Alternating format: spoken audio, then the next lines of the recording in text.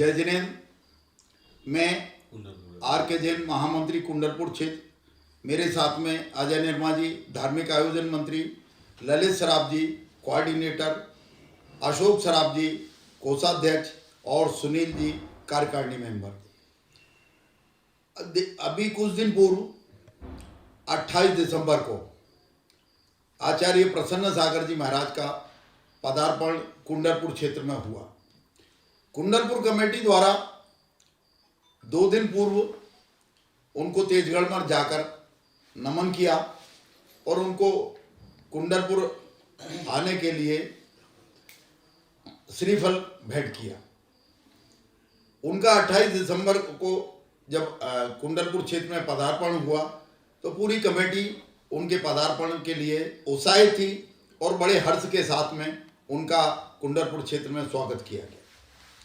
कुंडलपुर क्षेत्र में कभी भी संतवाद और पंथवाद हावी नहीं रहा है।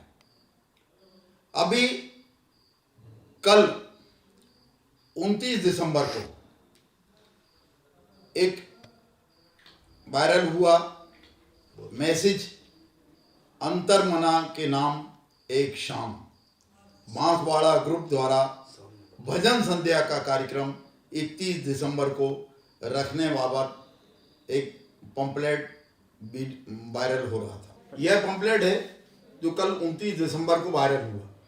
इसमें स्पष्ट लिखा हुआ है कि एक शाम अंतरमना के नाम भजन प्रतियोगिता, भजन संध्या कुंडलपुर बड़े बाबा की नगरी में।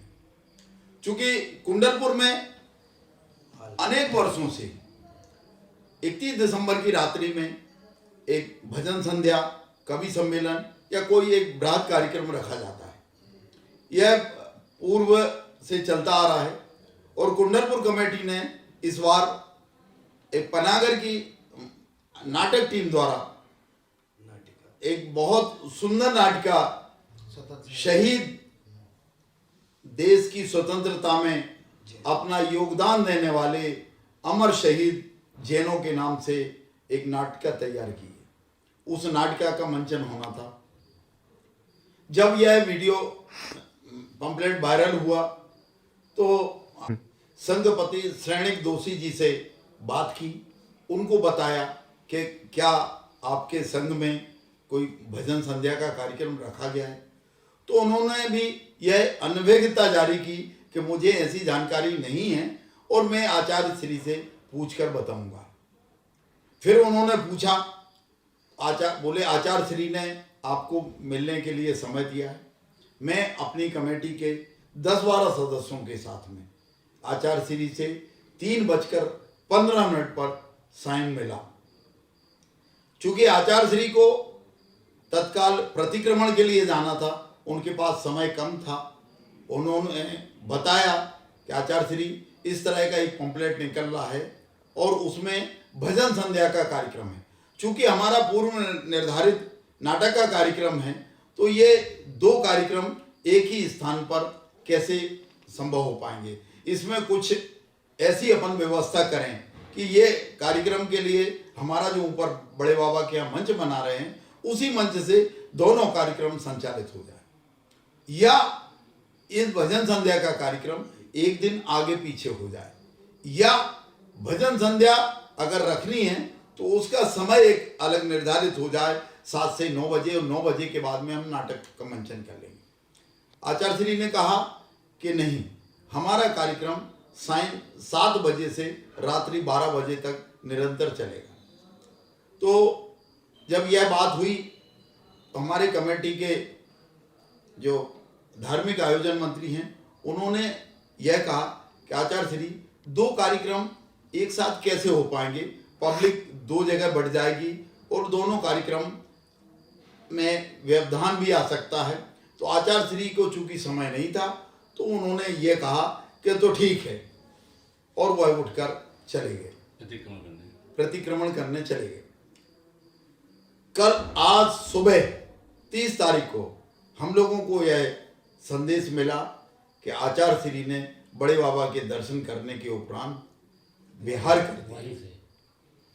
तब हम लोगों को बहुत खेद हुआ कि एक साधु हमारे क्षेत्र में आया और हमसे ऐसे क्या अपराध हो गया कि उन्होंने यहाँ से बिना आहार किए हुए विहार कर दिया।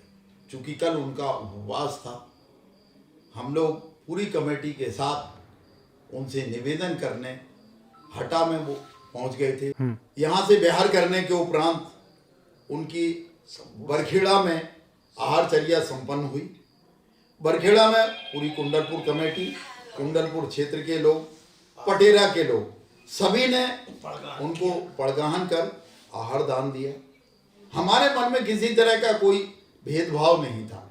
उसके बाद जब यह मैसेज पूरे हिंदुस्तान में वायरल हो रहा था कि आचार्य श्री ने किस कारण से कुंडलपुर से बिहार कर दिया, तो हम लोगों को भी खेद हुआ और वह हम लोग आचार्य श्री से क्लियर करने हटा पहुँचे।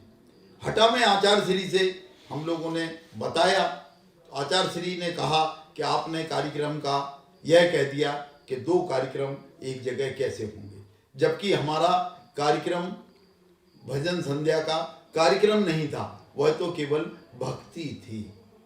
तो चूंकि पंपलेट में भजन संध्या लिखी थी तो निस्संदेह हम लोग यही समझेंगे कि वह एक बहुत बड़ा कार्यक्रम है। और चूंकि आचार्य श्री का जिस तरह से उनका संग चल रहा है तो ऐसा लग रहा था कि वह एक विशाल कार्यक्रम ही होगा और इस विशाल कार्यक्रम के कारण से दोनों हमारे कार्यक्रम फीके पड़ जाएंगे।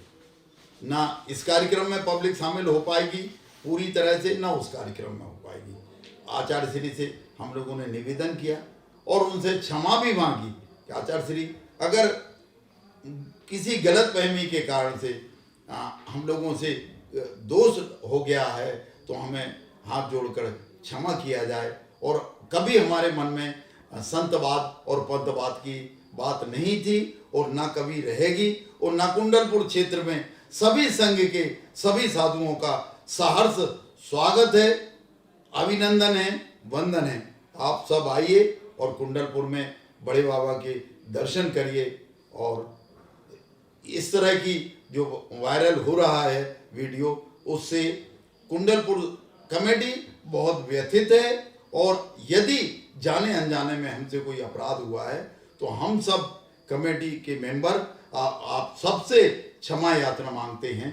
क्षमा करें, क्षमा करें, क्षमा करें। कुंडलपुर के बड़े महाराज की जय। आचार्य प्रसन्न सागर जी महाराज की जय।